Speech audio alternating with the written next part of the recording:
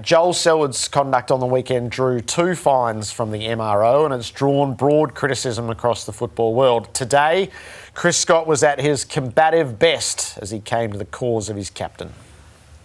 Joel's an icon of the game, and his reputation is important to him and it's important to us. So the point that I made last night that I'll repeat now is that humans in general, but footy players, even good ones, captains, legends of the game, make mistakes and they should put their hand up for that, which is what Joel did in particular with one of those incidents. But the second one, where he accidentally stood on someone, was a genuine mistake. And I think it's actually incumbent on people in the footy industry to treat Joel Selwood with a level of respect whereby when he says something, they believe him. Ooh, how have you read this? Yes. Very combative. If Joel says, excuse me, it was an accident, the second one, I'll take him on face value. The first one, as much as he's an icon, tick, he is. Champion of the game, tick. One of the greatest captains I've ever played, tick.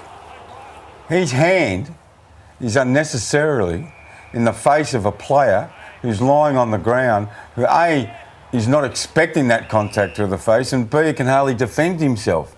So as much as Joel Selwood's an icon and everyone admires him as a footballer, and if they don't, they should. Yes, he made a mistake, but it's a big mistake, Jared. It's not just, he made a mistake. He made a mistake and put his hand near the eyes of another player. And that's just not on. I don't care if he was the Pope. He's got a good reputation. He shouldn't put his hands near another person's face. And really, and I've heard all the commentary the last 2 days, I'm kicking back on the couch, Jared, sore and feeling sorry for myself.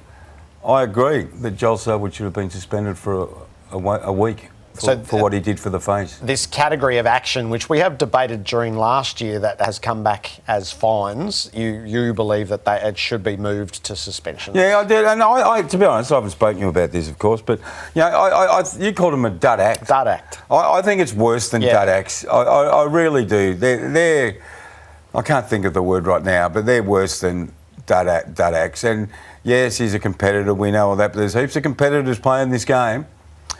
Maybe not as many in Joel's bracket, but there's a lot of competitors that play the game who don't do that. So, to be honest, Joel probably won't listen to me or listen to the media, but I wouldn't mind if he came out and said something this week. You know what, Joel? The coach has spoken twice. Why don't you come out and say something? Do a press conference. Not about that, about the game. You've got a cracking game of football this week. We've got the Cats v Lions. Let's talk about that. But at the same time, Joel, come out. You know why, Joel? Because every kid looks at you and say, you are a tough player. We've watched you for 15 years, and I hate harking back to kids, but kids see that, mate. They see it. If Joel Selwood can do it, why can't I do it? Because a fine's not sufficient. It's just not sufficient penalty. Taylor DeRay, for what it's worth, he was the player who was trod on, was on SEN this afternoon. He wasn't buying what Chris Scott was selling. Was it an accident at the weekend? Look, as Chris Scott mentioned, sometimes we have to own up to our mistakes, and he managed to own up on one of them. I think Chris is trying to make some excuses maybe for the second. Well, makes it a bit spicy, doesn't it? So, yeah, it makes it spicy when next they meet.